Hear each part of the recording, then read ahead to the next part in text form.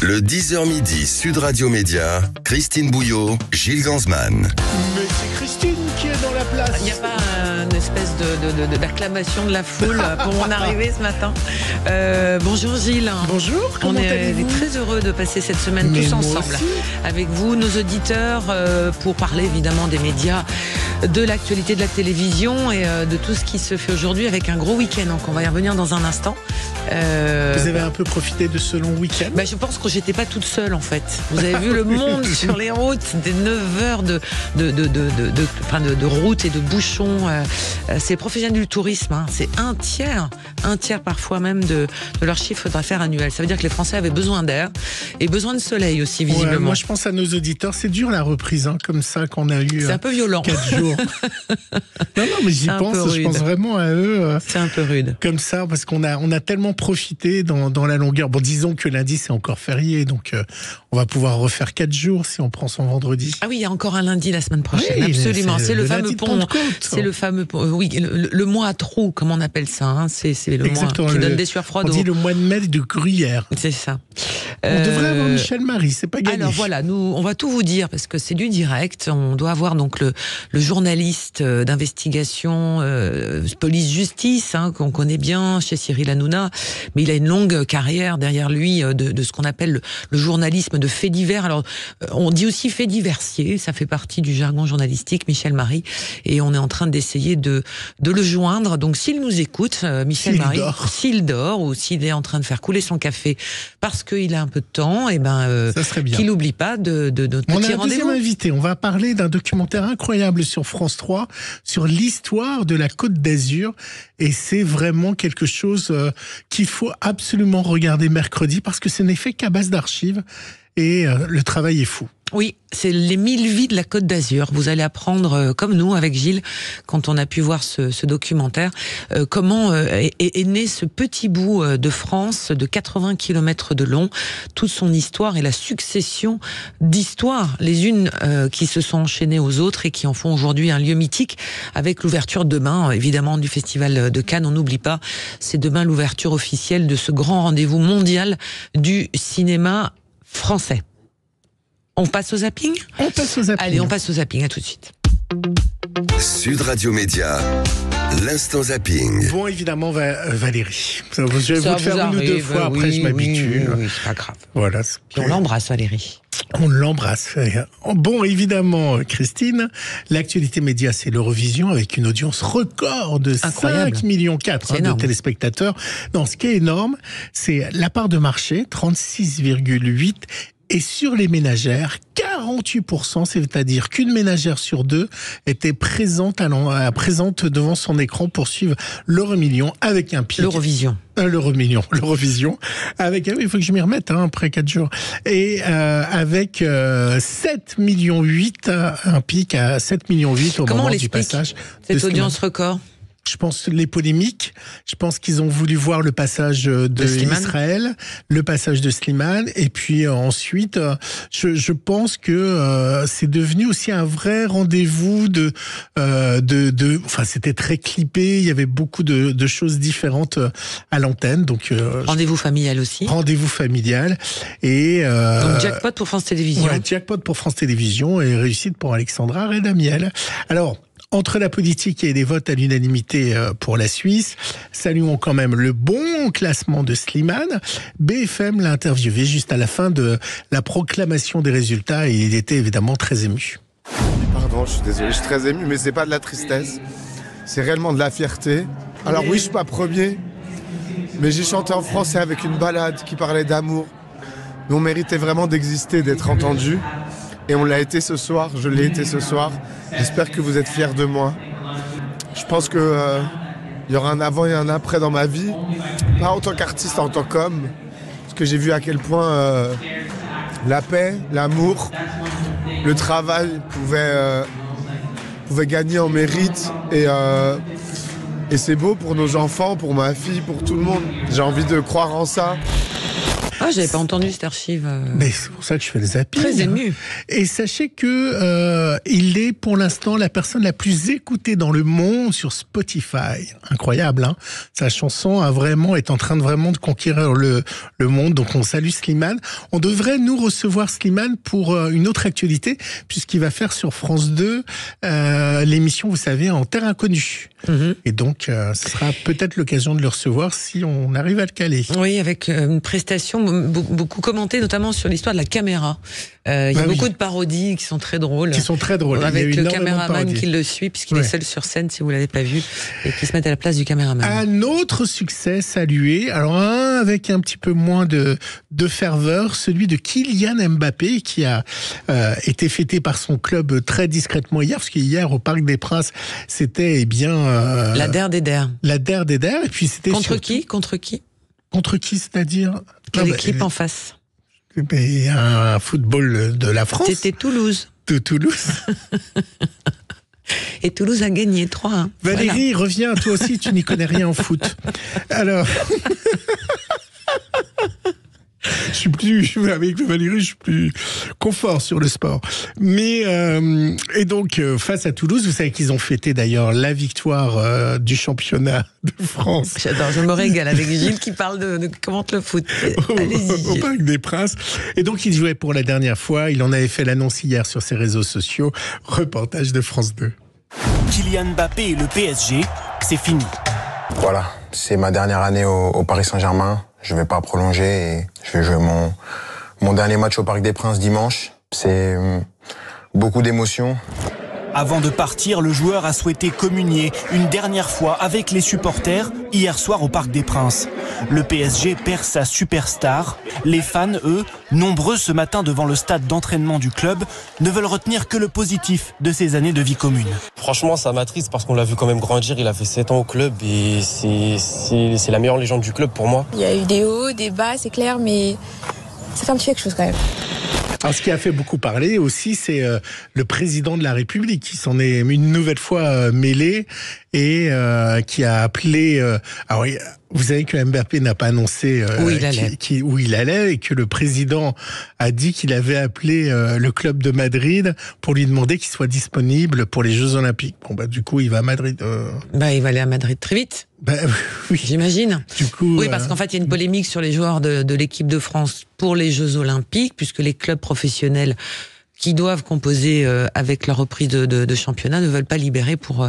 Donc beaucoup s'interrogent même sur la raison de la présence du football finalement au JO. Ça, c'est une vraie question. Ah, vous savez ce qu'on dit de Kylian Mbappé? Non, on dit beaucoup de choses. Donc qu'il a un peu la grosse tête. Ah bah qu'il oui. A un peu on n'aime pas les gens qui réussissent. Et oui, qu'il a un peu le melon. Ah bon? Alors je sais pas ce que vous faites cet été sur le Tour de France. On va le regarder, on va le suivre aussi sur Sud Radio. Alors moi je vous propose, ça vous plairait peut-être d'aller dans la caravane. Oui, et de conduire un melon géant. Alors j'ai déjà du mal à faire des créneaux, j'imagine avec une voiture avec un melon. En fait, il y a un quad, vous allez entendre ça. Donc durant le Tour de France, les magasins Leclerc, mais c'est très sérieux, recherchent son conducteur de melon. Et donc, ils ont passé une petite annonce. C'est un melon géant qui va évidemment faire son effet reportage. Il est vraiment super attendu ce melon sur la caravane. C'est vraiment un très très attendu parce que du coup il complète le char d'ouverture et donc il est vraiment surnommé Kylian le melon et c'est vraiment quelque chose qui fait rire tout le monde. Bon, alors c'est très rudimentaire, regardez, je vous montre les coulisses, ça vous ne le verrez pas sur le Tour de France, on est sur un quad en fait et je peux vous dire que il fait super chaud, la chaleur du moteur reste là, c'est compliqué à conduire. Alors ça reste très maniable même s'il y a une grosse prise au vent. Mais voilà, la caravane Leclerc avait vraiment à cœur de mettre un melon et voilà, c'est vraiment quelque chose qui est attendu par le public. Voilà, effectivement, c'est un caravane. Oui, c'est ce qui attire une foule incroyable.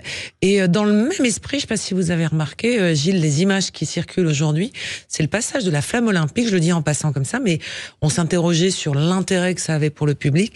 Ça a été noir de monde tout le week-end. Partout où elle est passée pour l'instant. Aujourd'hui, elle est à Paris. Il y a peu de goodies. Elle est à Montpellier, pardon. Demain, elle sera à Perpignan et ensuite elle vous me testez, c'est ça, hein, oui, vous essayez de voir si faire un quiz. Alors vous avez compris, mesdames, messieurs, que nous sommes en train de meubler parce que nous avons... Non, pas du tout. Non. Intéressant quand même. Mais la flamme olympique, ça fonctionne. Oui, la caravane du Tour de France, c'est vraiment un événement dans la compétition qu'est le Tour de France et qui participe évidemment au succès de cette compétition. Le Bob Cochonou et les... J'en ai un. Vous avez un Bob Cochonou ? Absolument. Offert par le patron du Tour de France à l'équipe de Sud Radio, comme nous sommes allés sur la caravane du Tour de France et le Tour de France. C'était juste au moment juste à la fin du Covid, du côté de Lavore. On était à l'étape d'arrivée à Lavore. Faut venir avec le Bob avec Cochonou, Philippe Bilger et Philippe David. Nous avions notre Bob Cochonou, tous les trois. Nous étions magnifiques. Et les dragibus. Moi, j'ai attrapé les dragibus. Alors, logiquement, je devais dire Michel Marie, qui donc n'est pas là. Vous êtes un spécialiste des faits divers et des histoires cocasses. Alors, c'est une histoire incroyable racontée sur le site du Dauphiné Libéré. C'est une dame qui ne voit plus ses chats. Et comme du coup, à côté, elle a une voisine asiatique, vous imaginez le rapport qu'elle fait ? Écoutez, c'est affreux. Ma voisine, elle a perdu son chat. Et elle croit que je suis asiatique, c'est nous qui attrapons, c'est nous qui mangeons. Et puis, elle vient tout le temps, tous les jours, plusieurs fois, depuis le matin jusqu'à le soir, pour chercher son chat. Il est méchant. Elle commençait le matin, trop tôt, à 6 heures du matin. Et après 5 minutes, 10 minutes, 20 minutes, elle vient plusieurs fois, jusqu'à 22 heures du soir. Et elle vient avec... des fois, avec le bâton, elle tape sur mon petit portail pour crier « Libérez mes chats !» Elle criait comme ça, toujours comme ça, tout le temps comme ça. L'histoire de la mère Michel, oui, qui a perdu son chat. Mais là, c'est plutôt l'histoire d'un racisme. Total. Donc, elle est affreuse, cette histoire. Donc voilà, c'était sur le site. Des fois, j'aime bien aller sur les chaînes des journaux locaux. Et là, c'était dans le site du Dauphiné Libéré. Alors... Évidemment, je ne pouvais finir ce zapping en musique qu'avec le grand gagnant de l'Eurovision, où il a définitivement cassé les codes, break the code, Nemo. Nemo était comme un poisson dans l'eau sur sa toupie, avec une voix de sirène.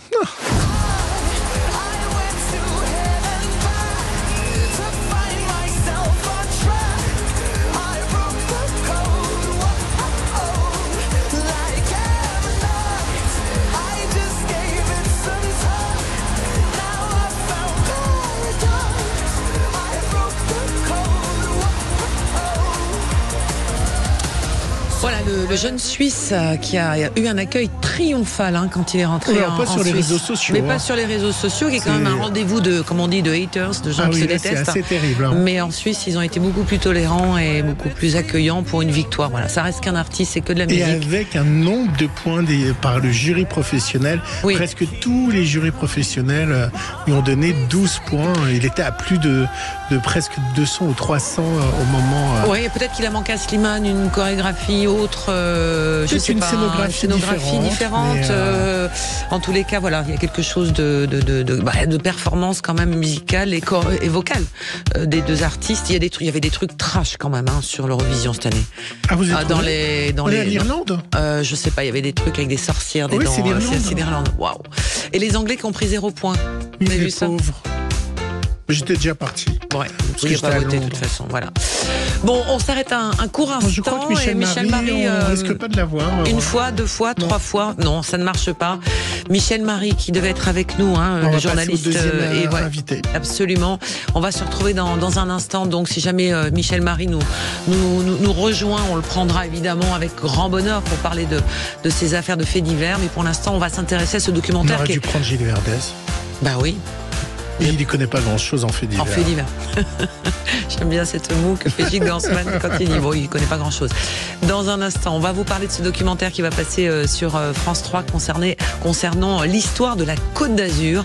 D'où ça vient, pourquoi on l'appelle comme ça d'ailleurs, cette sublime Côte d'Azur qui est partie d'un petit bout de territoire de 80 km de long. C'était de la friche quand on voit les archives. C'était de la friche, il n'y avait rien ou quasiment rien. Et aujourd'hui, c'est l'endroit de tous les fantasmes et le plus hype au monde, où le prix du mètre carré s'est littéralement envolé. Allez, à tout de suite sur Sud Radio.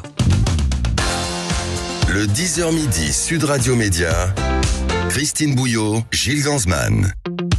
Sud Radio Média, L'invité du jour. Avec le réalisateur Stéphane Benamou qui vient d'arriver. Bonjour Stéphane Benamou. Bonjour. Alors on est ravis de recevoir parce que vous allez proposer aux téléspectateurs mercredi soir à 21h10 en première partie de soirée sur France 3 ce très beau documentaire Et Dieu créa la Côte d'Azur à partir d'images d'archives. Vous remontez le temps et vous nous parlez des 1000 vies de la Côte d'Azur, de ce bout de caillou qui n'intéressait personne à ce que c'est devenu aujourd'hui. Donc vous êtes remonté dans le temps et on y apprend une foule de choses, d'où ça part et pourquoi on s'y est intéressé, pourquoi c'est devenu mythique. Pourquoi vous avez eu cette idée ? Alors, j'ai grandi là-bas. J'ai même eu...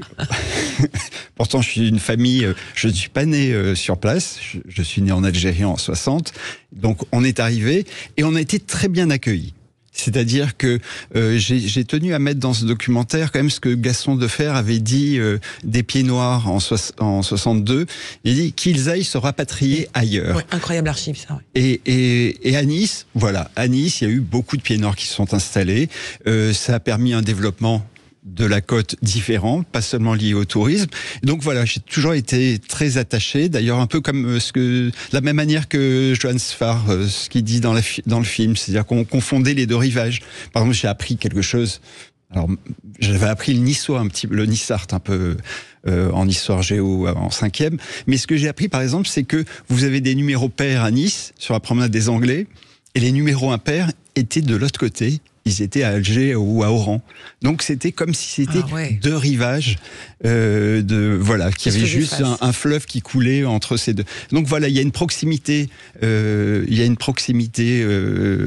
géographique qui est étonnante. Voilà. Et puis ce qui m'intéressait aussi, c'était d'aller contre les clichés de la côte, c'est-à-dire c'est une terre uniquement de privilégiés, de milliardaires et tout, et de rappeler ces gens qu'on voit dans le film. Les Meillan, c'est une famille extraordinaire. Tout le monde connaît les Roses Meillan. Oui. Les Roses Meillan, les Meillan sont des gens qui arrivaient, ils sont arrêtés là parce qu'ils n'avaient plus les moyens d'aller plus loin.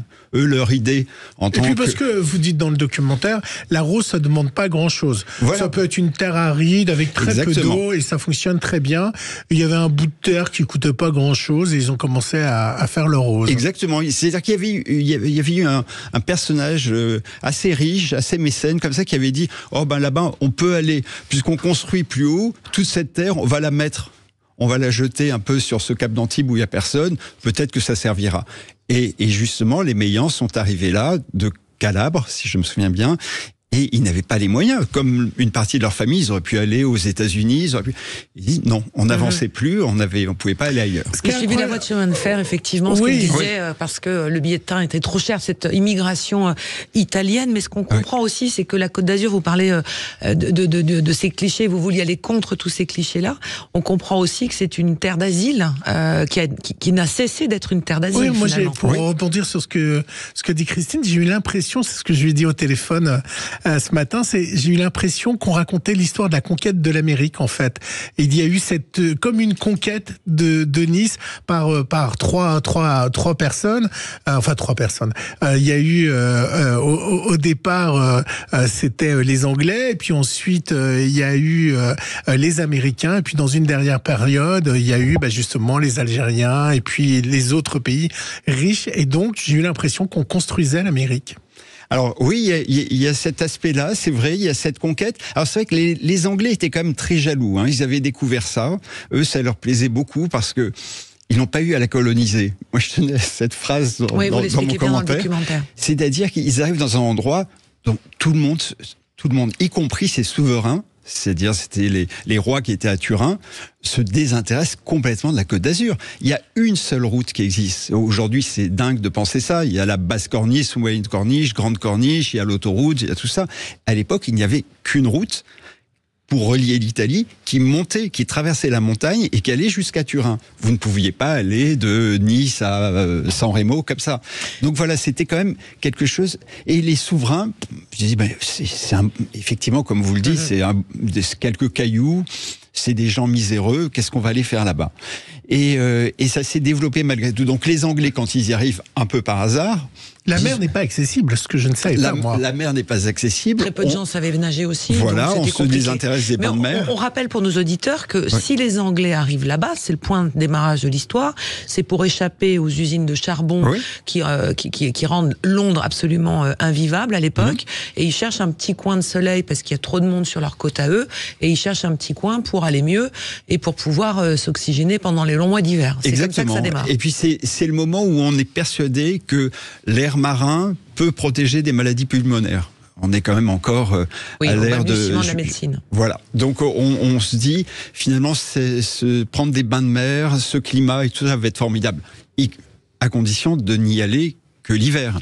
Il n'est pas question d'aller sur place pendant l'été. Et d'abord, c'est Nice. D'abord, c'est le développement de Nice. Oui. Ça, c'est la première des choses qui permet à la Côte d'Azur à suivre. Il y a déjà une base à Nice. C'est-à-dire que Nice est déjà une ville qui est relativement importante, isolée, mais assez importante, qui a une histoire, qui a... Alors, ça participe peut-être de la mentalité niçoise. C'est que le château à Nice, en souveraine, finalement, est fantôme. Ce qui fait que l'esprit un peu rebelle des Niçois s'explique aussi par le fait que, on est dominé par un souverain, un seigneur, mais il est pas là puisque le château a été détruit. Donc voilà, ils arrivent dans cet endroit et puis c'est vrai qu'ils permettent à la population de vivre un peu mieux. Parce que la population va se transformer en personnel domestique. Oui, ils vont devenir chauffeurs, ils vont devenir cuisiniers. Exactement. Tout Nice va être au service des Anglais. Alors moi, il y a une chose que je ne comprends pas, et c'est pas dans votre documentaire, c'est pourquoi à Nice, on ne parle pas anglais, et pourquoi tous les Niçois n'apprennent pas l'anglais, sachant que il y a que des Anglais qui vont être riches. Je suis très surpris de ça. Je pensais que l'anglais, par tradition, comme l'italien aussi, puisqu'une partie de la Côte d'Azur appartient à cette époque à l'Italie. Pourquoi l'italien ou l'anglais n'est pas resté par les Français ? Alors, les notables, c'est pas précisé effectivement dans le documentaire, mais les notables niçois, les grandes familles niçoises qui décident d'accueillir ces nouveaux voyageurs et de construire les premiers hôtels et que ça, eux parlent anglais. Ils ont fait des voyages un petit peu partout, et puis ils savent que si on plaît à ces gens, il faut leur parler, il faut leur faciliter les choses, il faut faire venir des médecins ou former des médecins, ce qui va se faire. Donc cette population de notables, elle parle anglais. Voilà. Les servantes et les cuisinières n'apprennent pas l'anglais. C'est pas l'occasion pour eux d'apprendre l'anglais. Déjà à l'époque, peut-être qu'ils savaient pas tous lire et écrire. Donc, c'est déjà compliqué. Là. Alors découverte pour Gilles et moi-même hier soir, c'est l'origine du mot Cannes, puisque demain s'ouvre le festival de Cannes, d'où ça vient. On laisse aux téléspectateurs. Alors, on va pas l'expliquer là, on va vous inviter à regarder le documentaire. Vous saurez pourquoi parce que Cannes s'appelle Cannes et c'est vraiment une découverte pour nous. Et la promenade des Anglais, parce que les Anglais vont faire une énorme promenade pour être comme en Angleterre en fait. Exactement, et pour pas que les ladies se tordent la cheville sur les cailloux, les galets, etc. Donc c'était vraiment... Et l'histoire aussi, on apprend tellement de choses. Pourquoi on trouve aujourd'hui des palmiers sur la Côte d'Azur? On le doit aussi aux Anglais, mais on le doit aussi à la présence des Russes. Les Russes ont aussi amené beaucoup de choses. Oui. Ça c'est important, il y a cette église russe à Nice... C'est incroyable. Alors oui, il y a plusieurs choses. La première chose, c'est qu'on pourrait presque raconter cette histoire de la Côte d'Azur à travers le chemin de fer. C'est-à-dire que les milliardaires qui sont venus et qui ont construit les choses les plus formidables sur la Côte d'Azur, ce sont par exemple ce Van der Vis qui a fait les chemins de fer en Russie et qui arrive et qui prend une partie à Nice, pour les Niçois connaissent ça, le parc de Valrose va faire des fêtes somptueuses et que ça, pour rivaliser avec les Anglais. On n'est pas très loin de là où va résider la reine Victoria, et les Russes veulent en mettre plein la vue aussi. Donc mais un peu plus tard, dans les années 20, ce sont les Murphy qui vont venir relancer la Côte d'Azur dans l'après-guerre 14. Et les Murphy, c'est une famille qui a fait fortune dans le chemin de fer. Voilà. Et puis, le chemin de fer, c'est la promesse de Napoléon III à la région de dire, si vous devenez français, moi, je fais venir le chemin de fer jusqu'à Nice. Et vous verrez le développement extraordinaire qu'il y aura. Et c'est ce qui s'est passé. Son accord. Et l'Italie donne son accord parce que... Et les Anglais sont furieux. Oui, Victor Emmanuel, lui, tient plus que tout, et on le comprend, à l'unité italienne, à chasser les Autrichiens, à faire cette unité. Et Napoléon III est d'accord pour aider. Avec la première fake news qui est juste incroyable, c'est que les Anglais, alors parce que déjà on découvre qu'il y avait un train, c'est dommage qu'il n'existe plus, qu'elle est de Nice jusqu'à Saint-Pétersbourg, et donc elle est jusqu'en Russie. On pouvait partir de Nice et arriver à Saint-Pétersbourg. Et là, je vais vous laisser raconter ce que les Anglais ont raconté comme fake news. Ce qu'on va faire après la pub, on va faire une petite pause de pub et puis on revient sur ce documentaire parce qu'on vraiment on s'est régalé. Et c'est une page d'histoire que parfois on sous-estime. Donc c'est mercredi soir sur France 3. Et Dieu créa la Côte d'Azur. Quel joli nom. Allez, à tout de suite sur Sud Radio. Le 10h midi, Sud Radio Média, Christine Bouillot, Gilles Gansman. Sud Radio. Le supplément média. Alors le supplément média, on est avec Stéphane Benamou, réalisateur, qui vous propose... Un grand réalisateur, j'ai oublié de vous le mettre sur les conducteurs, mais ce monsieur a fait plein de documentaires assez incroyables. Et pour s'en rendre compte, c'est donc mercredi soir, 21h10 sur France 3 et la plateforme France TV, donc Et Dieu créa la Côte d'Azur. C'est avec l'histoire du Festival de Cannes, mais on avait posé une question. Ah oui, je parlais d'un train. Genre, évidemment, donc on est... les Anglais ont pris pouvoir sur la Côte d'Azur. Comme ils savent faire. Comme ils savent faire. La reine Victoria y vit pendant 6 mois. Elle dirige l'Angleterre depuis là-bas. L'Empire depuis là-bas. Et évidemment, les Russes sont intéressés. Et il y a une ligne de chemin de fer qui relie Nice à Saint-Pétersbourg. Et là, les Anglais sont pas très heureux de voir les Russes, les riches Russes ils sont plus ou moins venir. Et là, ils vont faire... Ils sont poussins, oui. Ils sont et là, ils vont faire une première, ce qu'on dirait à notre époque, fake news, limite complotiste. Hein. Oui, c'est quand même le truc. Mais c'est une histoire qui a des échos plus tard, qui est intéressante parce que ils disent effectivement, attention, tous ces trains qui vont détraquer le climat. C'est-à-dire que les gens vont partir, ils vont rentrer dans leur train, ils vont ouvrir les portes à Saint-Pétersbourg, le froid va s'engouffrer et ils vont descendre à Nice.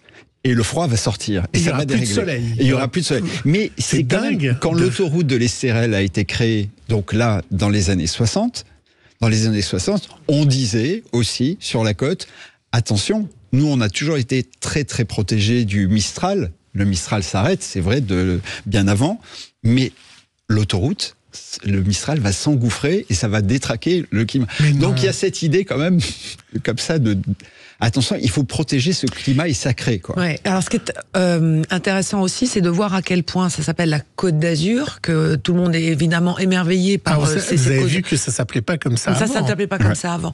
Mais on parle assez peu de l'activité tournée vers la Méditerranée. On est vraiment encore tourné plutôt sur ce qui se passe sur Terre. C'est avec les Américains qui arrivent au moment donc de la libération de la Deuxième Guerre mondiale. Alors eux, c'est Gaspille magnifique. Cette soirée-là, incroyable. Alors même avant, ils arrivent parce qu'il y a la prohibition chez eux, dans les années 20. Donc ils arrivent, ils ont beaucoup d'argent. Ils arrivent dans un endroit où il y a des palaces, quelques palaces, mais ces palaces ferment.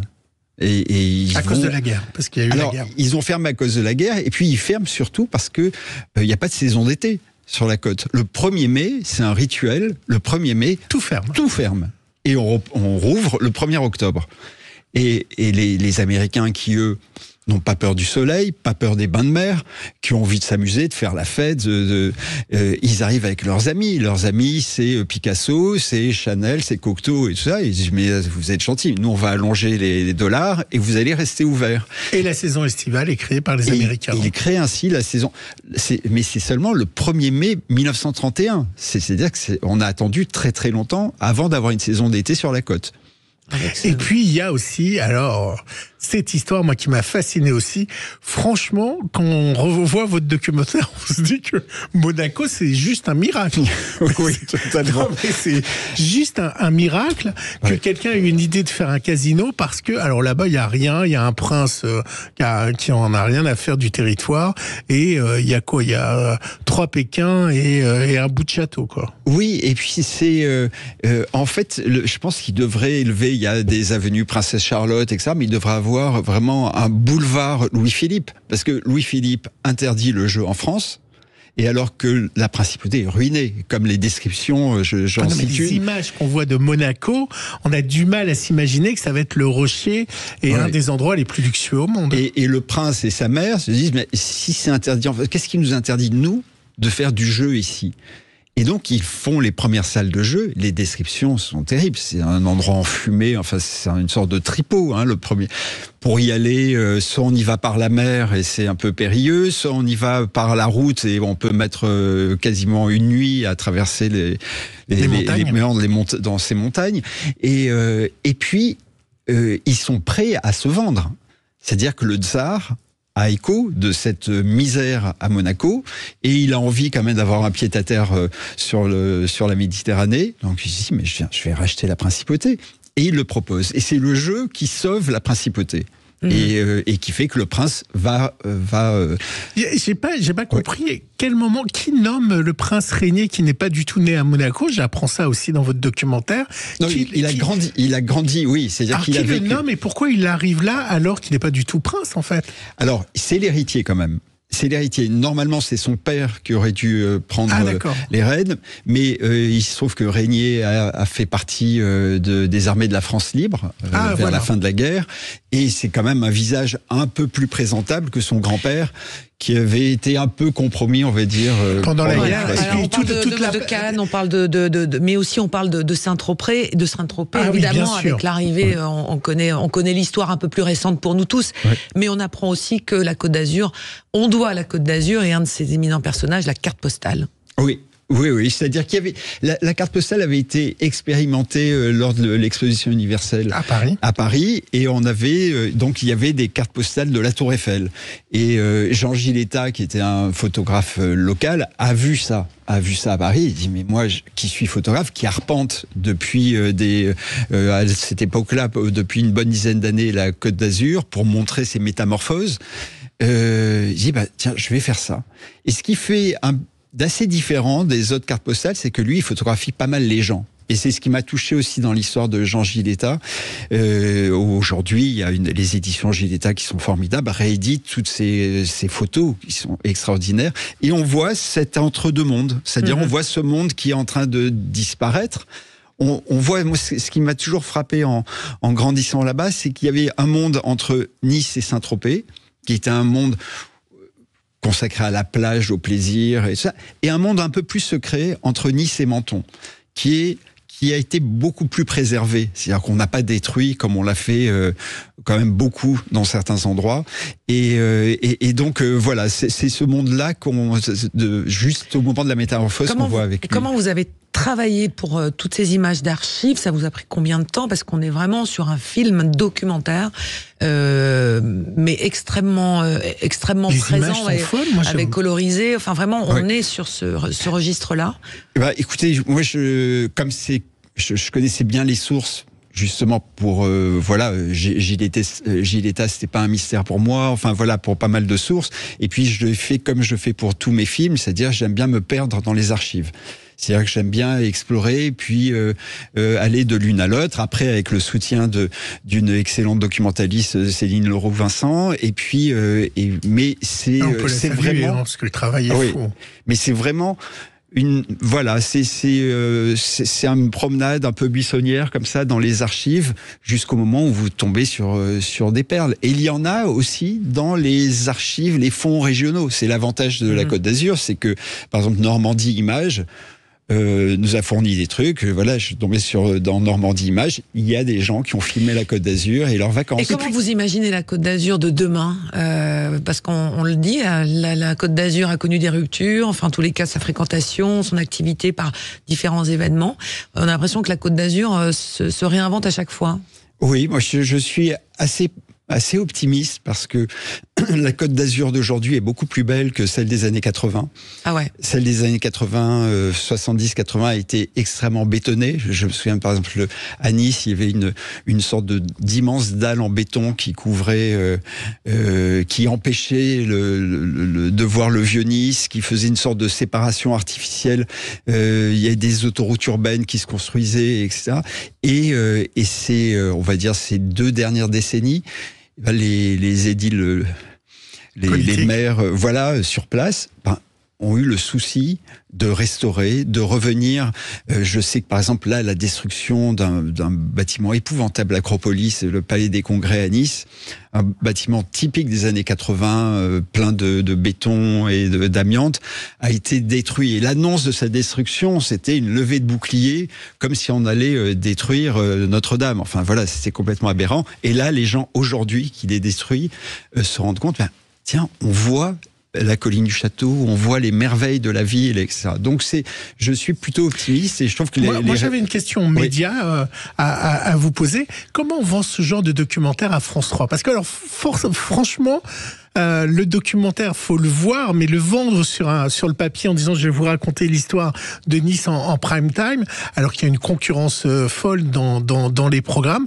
Comment on convainc une chaîne de faire ce documentaire en prime ? Alors moi, je peut-être en prenant un contre-pied, c'est-à-dire en disant, moi je sais que la Côte d'Azur, vous aimez bien y aller, mais vous n'aimez pas les gens. Et moi je vais vous montrer que les gens sur place sont des gens qui ont été durs au mal aussi, qui ont eu des parcours assez incroyables. Et j'espère qu'avec le documentaire que je vous promets, on pourra effectivement raconter l'histoire de la côte, mais on pourra s'attacher un peu plus aux gens, comme à Jean-Paul Véziano, ce boulanger qui est le roi mondial de la pisse saladière. Enfin, s'il y a une pisse saladière à manger dans sa vie, c'est chez Jean-Paul Véziano.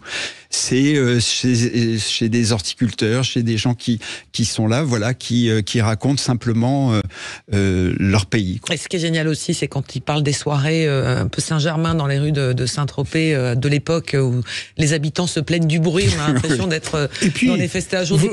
Vous en parliez dans votre lancement. Demain, c'est le début du Festival de Cannes. Alors moi aussi, j'ai appris. On apprend plein de choses dans ce documentaire.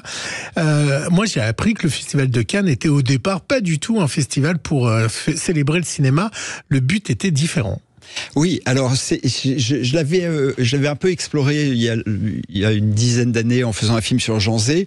C'est vrai qu'en 1939, la France a voulu faire un festival parce que le festival de Venise en 38 était vraiment le rendez-vous des nazis, des fascistes, etc. Goebbels avait inauguré avec Mussolini le festival. Voilà, donc on se disait, si on veut montrer quelque chose un peu différent du cinéma et moins propagandiste, faisons nous-mêmes notre propre cinéma. Et tous les pays s'étaient engagés à suivre. Il y avait les plus grands films américains qui étaient prévus à Cannes. Mais malheureusement, l'ouverture du festival, c'était le 1er septembre 1939. Donc voilà, il y a eu des événements qui ont retardé de 7 ans l'ouverture du festival. Avec une petite question, par quelle porte d'entrée faut-il découvrir la Côte d'Azur pour vous ?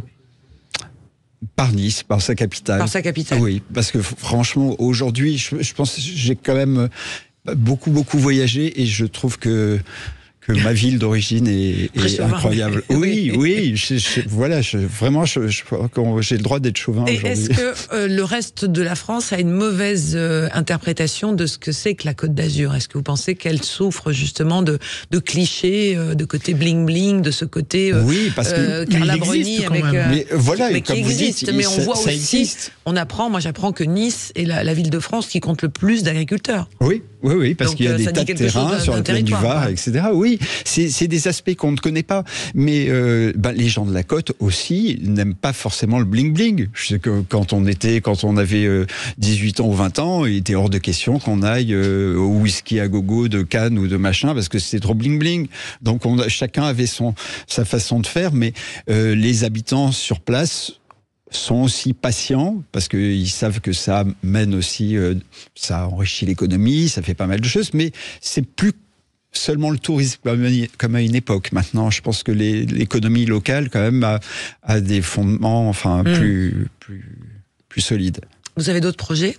Vous savez déjà sur quoi vous allez partir ? Oui, là je travaille sur quelque chose de très différent. On fait 2 films sur la guerre d'Espagne. Donc voilà. Des films documentaires aussi. Des films documentaires et puis d'autres projets et puis Siècle Production, la société à laquelle je suis associé avec mon frère Georges Marc, fait aussi des fictions. Vous avez on l'a eu La reçu Peste. Plusieurs fois Georges Marc ici. On l'a reçu pour La Peste il y a. Et il était venu dans l'émission. Il y a les aventures de la jeune Georges Sand qui font suite à celle du jeune Voltaire. Voilà, il y a pas mal de projets encore de fiction et de séries à venir. Et alors, la dernière question qui était également ce qu'on voit aussi dans ce documentaire, c'est l'histoire des palaces, en fait, des villas et des palaces. Oui, c'est-à-dire que c'est un peu le reflet des expositions universelles. On invente l'ascenseur. Vous allez ouvrir des hôtels avec ascenseur, téléphone. Voilà, les premiers palaces sont absolument extraordinaires. Alors, là où la Côte n'a pas eu de chance, et surtout les propriétaires de palaces, c'est qu'ils sont tous ouverts en 1912-1913. Ils sont encore français ou pas à notre époque? Le Negresco l'est.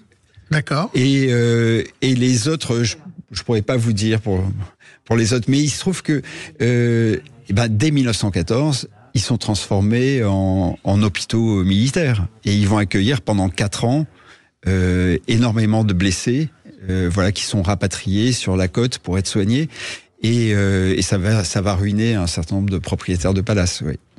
Ben voilà, faut regarder absolument ce documentaire sur France 3 qui est juste incroyable, avec des images incroyables, et on vous le survend pas, hein. On a eu tous les deux à distance un même coup de cœur. Non, vraiment c'est du fond du cœur. On vous le recommande, et puis si jamais vous n'êtes pas là devant votre télé, c'est sur la plateforme France TV, c'est gratuit, vous pouvez vous inscrire, et donc vous pouvez regarder ça quand vous le voulez. C'est vraiment même sur les box, hein, vous le savez, vous pouvez aller sur France 3. C'est compliqué. Là, vous commencez à complexifier les choses. Mais non, c'est super simple. Les box. Sur les box, vous n'avez pas de box à Toulouse? Si. Vous avez Internet là-bas? Vous savez qu'on a Internet. Non, on pédale encore. On pédale encore pour avoir de l'électricité. Vous avez des box quand même? Et Dieu créa la Côte d'Azur. C'est signé Stéphane Benamou. On vous le recommande. Mercredi soir, je dis à 21h10 sur France 3. Je me doute bien qu'à Toulouse, qui aime bien châtie bien, comme on dit. Ouais, exactement. Merci beaucoup. Merci beaucoup à vous. Merci à vous. Dans un instant, on va refermer cette page média. On va ouvrir le débat de l'actualité. Il s'est passé encore beaucoup de choses ces derniers jours. Et encore aujourd'hui, bien évidemment, avec nos débatteurs, on va tenter de se mettre d'accord. Merci Gilles, à demain. À demain. Sud Radio. Sud Radio. Parlons vrai. Sud Radio. Parlons vrai.